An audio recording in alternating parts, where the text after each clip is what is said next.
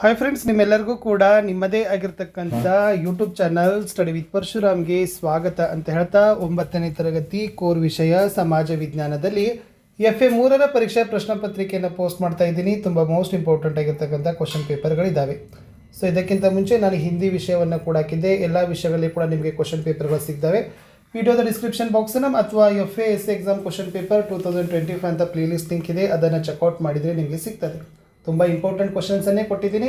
ಖಂಡಿತವಾಗಿ ರಿಪೀಟ್ ಆಗ್ತಕ್ಕಂಥ ಚಾನ್ಸಸ್ ತುಂಬಾ ಇದ್ದಾವೆ. ಬೇರೆ ವಿಷಯಗಳ ವಿಡಿಯೋಗಳು ಬೇಗ ಲೈನ್ ಅಪ್ ಮಾಡ್ತಾರೆ. So first mains multiple choice question ಇತ್ತು. ಕುದುರೆಗಳಿಗೆ ಮುದ್ರೆ ಹಾಕಲು ದಾಗ್ ಮಹಲಿ ಪದ್ಧತಿ ಜಾರಿಗೆ ತಂದ ರಾಜ ಯಾರು ಅಂತ ಕೇಳಿದ್ದಾರೆ. ಸೊ ಎ ಶಿವಾಜಿ ಇದೆ, ಬಿ ಹುಮಾಯೂನ್ ಅದ, C share Shah, D Akbar. So the right answer is option D Akbar ಅಂತಕ್ಕಂಥದ್ದು ಸರಿಯಾದ ಉತ್ತರ. ಪ್ರಶ್ನೆ 2, ಆಧ್ಯಾತ್ಮಿಕ ಚಿಂತನೆಯ ಬೋಧನೆಗಳನ್ನು ಚೈತನ್ಯ ಚರಿತಾಮೃತ ಎಂಬುದರಲ್ಲಿ ಸಂಗ್ರಹಿಸಿದ ಭಕ್ತಿ ಕವಿ ಯಾರು?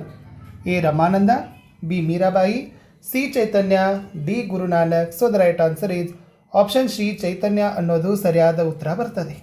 ಇನ್ನು ಒಂದೇ ವಾಕ್ಯದಲ್ಲಿ ಉತ್ತರವನ್ನು ಬೇಯಿಸ್ತಕ್ಕಂಥ 2 ಪ್ರಶ್ನೆಗಳಿದ್ದಾವೆ.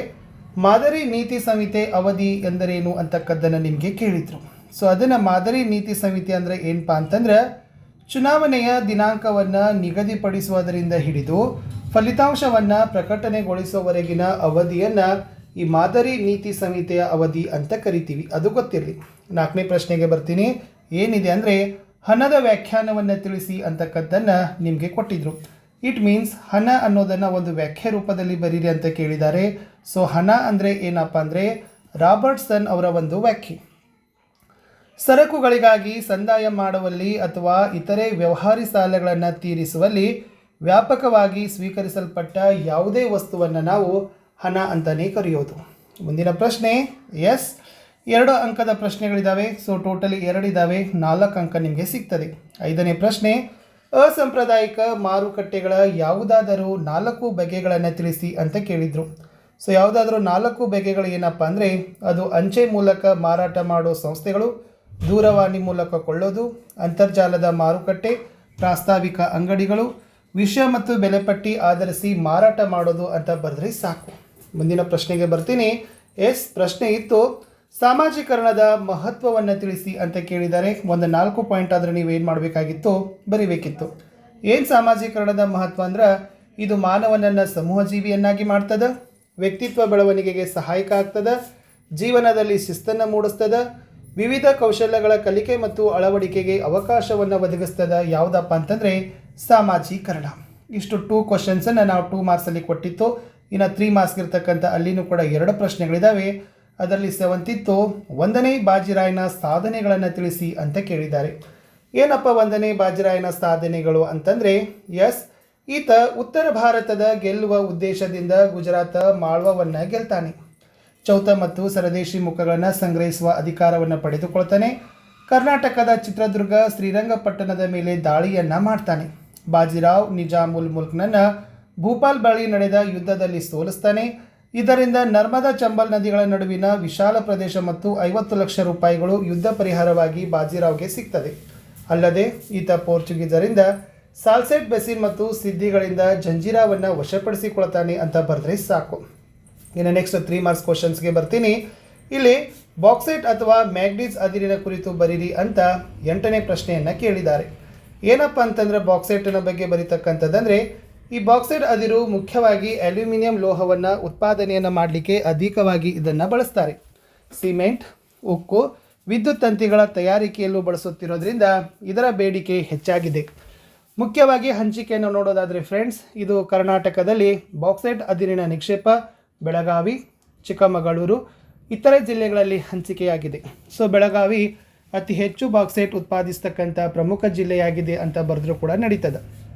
ಇನ್ನು ಮ್ಯಾಗ್ನೀಸ್ಗೆ ಬಂದರೆ, ಮ್ಯಾಗ್ನೀಸ್ ಅದಿರು ಮುಖ್ಯವಾಗಿ ಪದರು ಶಿಲೆ ಮತ್ತು ರೂಪಾಂತರ ಶಿಲೆಗಳ ಆಕ್ಸೈಡ್ನ ರೂಪದಲ್ಲಿ ದೊರೀತದೆ. ಇದು ಮಿಶ್ರಲೋಹವಾಗಿ ಉಕ್ಕಿನ ತಯಾರಿಕೆಯಲ್ಲಿ ಉಕ್ಕಿನ ಕಾಠಿಣ್ಯತೆಯನ್ನು ಹೆಚ್ಚಳ ಮಾಡಲಿಕ್ಕೆ ಬಳಸ್ತಾರೆ. ಜೊತೆಗೆ ರಾಸಾಯನಿಕ, ವಿದ್ಯುತ್ ಕೈಗಾರಿಕೆ, ರಾಸಾಯನಿಕ ಗೊಬ್ಬರ, ಕ್ಯಾಲಿಕೋ ಪ್ರಿಂಟಿಂಗ್ಗಳಲ್ಲಿ ಬಳಸ್ತಾರೆ. ಇದನ್ನು ಮುಖ್ಯವಾಗಿ ಬಹುಪಯೋಗಿ ಖನಿಜ ಅಂತಲೇ ಕರೆಯೋದು ಅಂತ ಬರೆದ್ರೆ ಸಾಕು. ಇನ್ನು ಅದರಲ್ಲಿ ಇನ್ನೊಂದು ಅಥವಾ ಪ್ರಶ್ನೆಯಲ್ಲಿ ಭಾರತೀಯ ರಿಸರ್ವ್ ಬ್ಯಾಂಕ್ನ ಕಾರ್ಯಗಳನ್ನು ಕೆಲಸಗಳನ್ನು ಕೇಳಿದ್ದಾರೆ.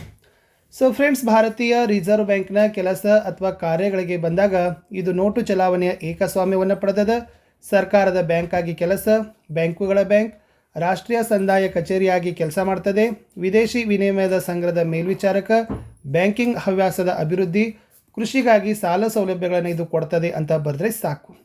ಇನ್ನು ಮಾರುಕಟ್ಟೆ ವಿಧಗಳನ್ನು ನಿಮ್ಗೆ ಏನು ಮಾಡಿದ್ರಪ್ಪ ಅಂತಂದರೆ ಕೇಳಿದರು.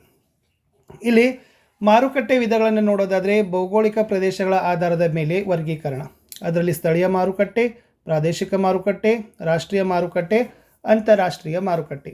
ಇನ್ನು ಸರಕುಗಳ ಆಧಾರದ ಮೇಲೆ ನೋಡಿದ್ರೆ ಸರಕಿನ ಮಾರುಕಟ್ಟೆ, ಹಣಕಾಸು ಮಾರುಕಟ್ಟೆ, ಬಂಡವಾಳದ ಮಾರುಕಟ್ಟೆ. ಇನ್ನು ಪ್ರಮಾಣದ ಆಧಾರ ಅಂದರೆ ಸಗಟು ಮಾರುಕಟ್ಟೆ, ಚಿಲ್ಲರೆ ಮಾರುಕಟ್ಟೆ. ವಹಿವಾಟಿನ ಲಕ್ಷಣದ ಆಧಾರ ಅಂದರೆ ಅದು ಸ್ಥಾನಿಕ ಮಾರುಕಟ್ಟೆ ಮತ್ತು ಭವಿಷ್ಯದ ಮಾರುಕಟ್ಟೆ ಅಂತ ಬರೆದ್ರೆ ಸಾಕು. ಇನ್ನು ಮೋಸ್ಟ್ ಇಂಪಾರ್ಟೆಂಟ್ ಇತ್ತು, ಮಗುವಿನ ಸಾಮಾಜೀಕರಣದಲ್ಲಿ ಶಾಲೆಯ ಪಾತ್ರವನ್ನು ವಿವರಿಸಿರಿ ಅಂತ ನಿಮಗೆ ಪ್ರಶ್ನೆ ಬರ್ತದೆ. ಹಾಗಾದರೆ ಸಾಮಾಜಿಕ ನಿಯೋಗಗಳಲ್ಲಿ ನೋಡೋದಾದರೆ ಕುಟುಂಬ, ಸಮೂಹ ಮಾಧ್ಯಮಗಳು, ಸಮವಯಸ್ಕರರ ಗುಂಪು ಇವೆಲ್ಲವುಗಳು ಕೂಡ ಕೆಲಸ ಮಾಡ್ತವೆ.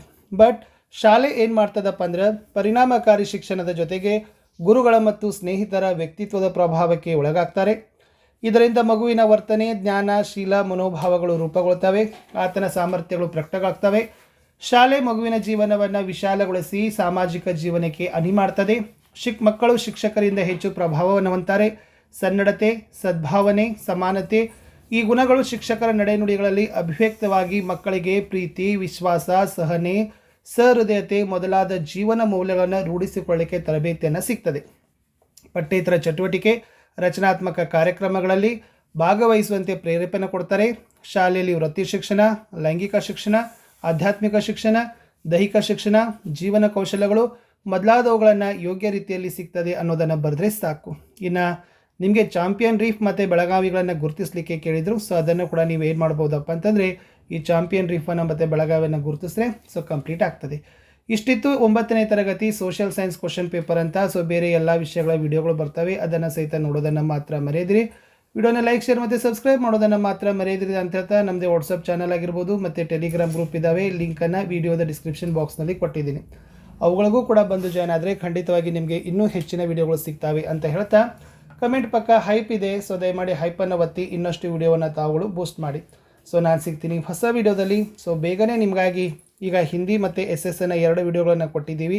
ಸೊ ನೆಕ್ಸ್ಟ್ ವಿಡಿಯೋಗಳನ್ನು ನಾವು ನಿಮಗೆ ಸೈನ್ಸಲ್ಲಿ ಆಗಿರ್ಬೋದು, ಇಂಗ್ಲೀಷ್, ಮ್ಯಾಥಮೆಟಿಕ್ಸಲ್ಲಿ ಮತ್ತು ಕನ್ನಡದಲ್ಲಿನೂ ಕೂಡ ವಿಡಿಯೋಗಳನ್ನು ಕೊಡ್ತಾರೆ. ನಾವು ಹಾಕ್ತಕ್ಕಂಥ ವಿಡಿಯೋಗಳ ಸಂಪೂರ್ಣ ವಿಡಿಯೋಗಳು ನಿಮಗೆ ತುಂಬಾ ಬೆನಿಫಿಟ್ ಇದ್ದಾವೆ. ಸೊ ಅವುಗಳನ್ನು ಸಹಿತ ತಾವುಗಳು ನೋಡಿ ಅಂತ ಹೇಳ್ತಾ ಸೊ ನಾನು ಸಿಗ್ತೀನಿ ಹೊಸ ವಿಡಿಯೋದಲ್ಲಿ. ಅಂಟಿಲ್ ಟೇಕ್ ಕೇರ್, ಬಾಯ್.